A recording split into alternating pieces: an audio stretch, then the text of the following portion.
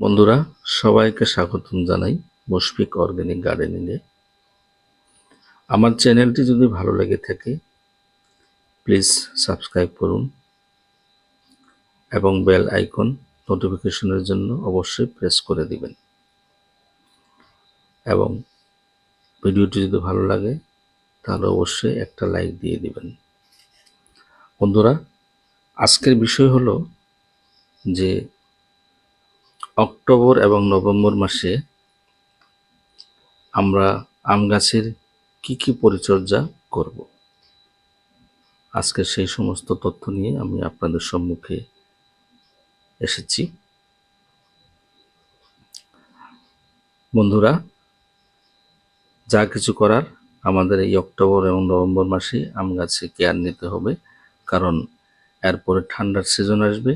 ঠান্ডাতে আম গাছ ডরমেন্সি পিরিয়ডে যাবে, তখন আর সার প্রয়োগ করে লাভ হবে না।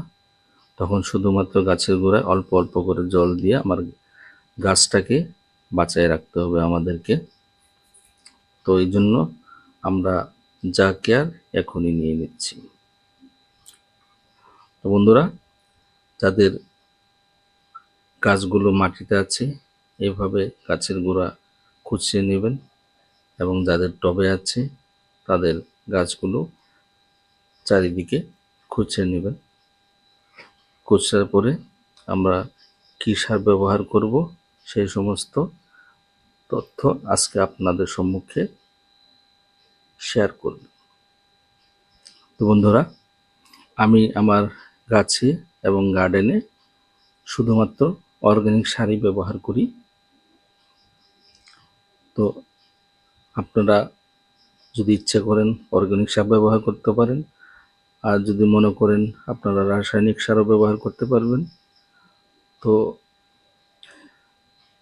সবগুলো গাছেরই প্রধান তিনটি খাদ্য, সেটাকে বলা হয় এনপিকে: নাইট্রোজেন, ফসফেট এবং পটাশিয়াম। তো বন্ধুরা, তার পাশাপাশি আছে মাইক্রোনিউট্রিয়েন্টস, যেমন zinc, calcium, magnesium, boron, iron, এই সমস্ত। তো বন্ধুরা, দেখতে পাচ্ছেন আমি আমার গাছের গোড়ায় প্রথম ফসফেট, যেটা রক ফসফেট বলা হয়, এটা পাউডার ফর্মে আছে, পাথর থেকে তৈরি। এটা ব্যবহার করলাম 2 মুঠো।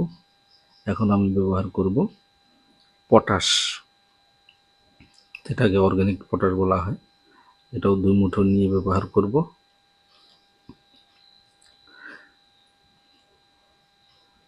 পটাশ 2 মুঠো দিয়ে দিলাম।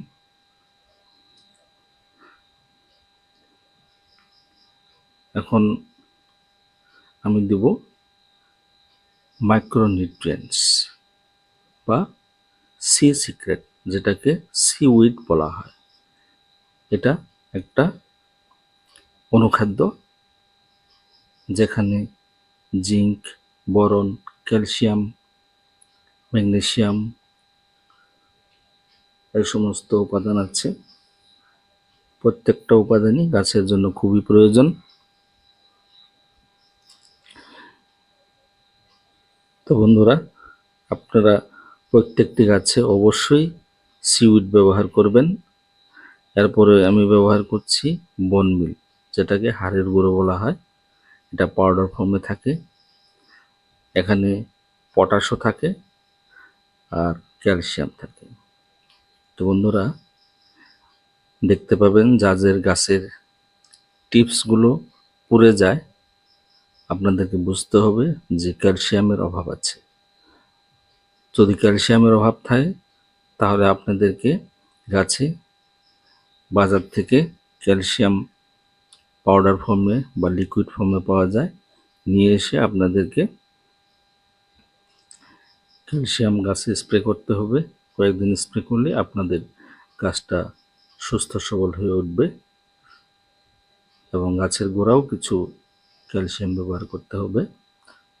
তো বন্ধুরা, দেখতে পাচ্ছেন আমি বন মিলও দেওয়া হয়ে গেল, আমার গাছে সমস্ত সারি দেওয়া হয়ে গেল, নাইট্রোজেনযুক্ত সারের জন্য আমি কিছুদিন আগে কম্পোস্ট ব্যবহার করেছিলাম।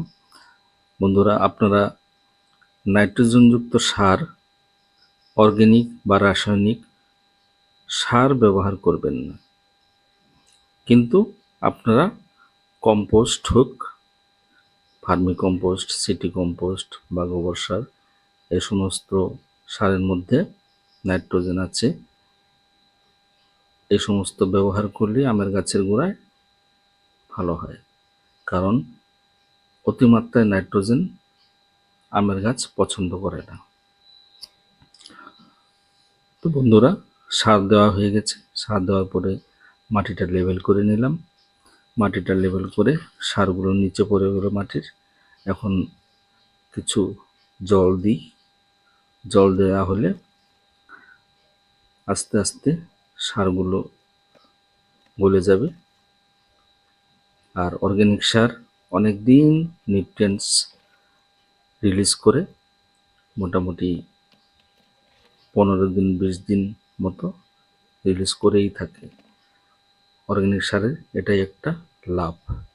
তো বন্ধুরা, আমার